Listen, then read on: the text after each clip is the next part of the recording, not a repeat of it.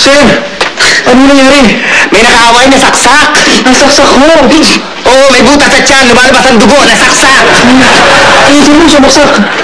Eh, malamang yung kaaway niya. Saan ka naman nakakita magkakampi nagsaksakan?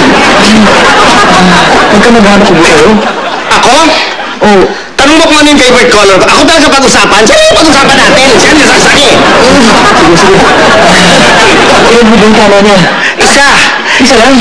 Bitin ka. Gusto mo dagdagan? Tawagan natin si Maksa. Gusto mo? Tawagan natin. Di mo, okay mo. Malalim mo ba yung tama niya?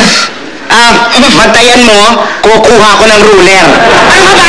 Hindi ko na alam eh. Gusto ko malaman kaya kailangan ng doktor. Marami naman dugo na wala. Hindi siguro parang umaatin lang eh. Ha? Hindi ko pati pamutla niya, makeup lang. Ano ka ba? Gwardiya ka ba o doktor ka? Ba't ako pinagtanong? Tumawag ka. Nurse o doktor, tumawag ka. Dali! Dali!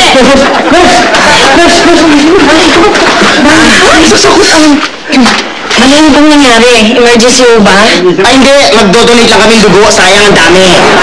Ano ba bang nangyari? Ay, ano na naman? Nagtanong na siya, nagtatanong ka na naman. Bakit naman natin gawin ginto? Mamamatay na to eh. Kasi may nauna ho sa emergency room. Ay, ano ba, paano sistema niyo ng emergency, ha? Alphabetical ba yan? Para may nasaksak? Para may dugo na wala? Ganun ba? Hindi, sige ho. Pasok naman natin siya sa emergency. Alam nyo, wag na lang. Ha? Bakit naman mo? Ang daming question and answer. Nagtanong yung gwardiya, nagtanong ang nurse. Ano susunod? Janitor, cashier, carpintero, tubero?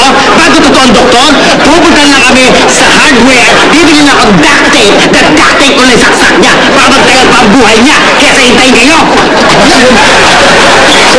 And by the way,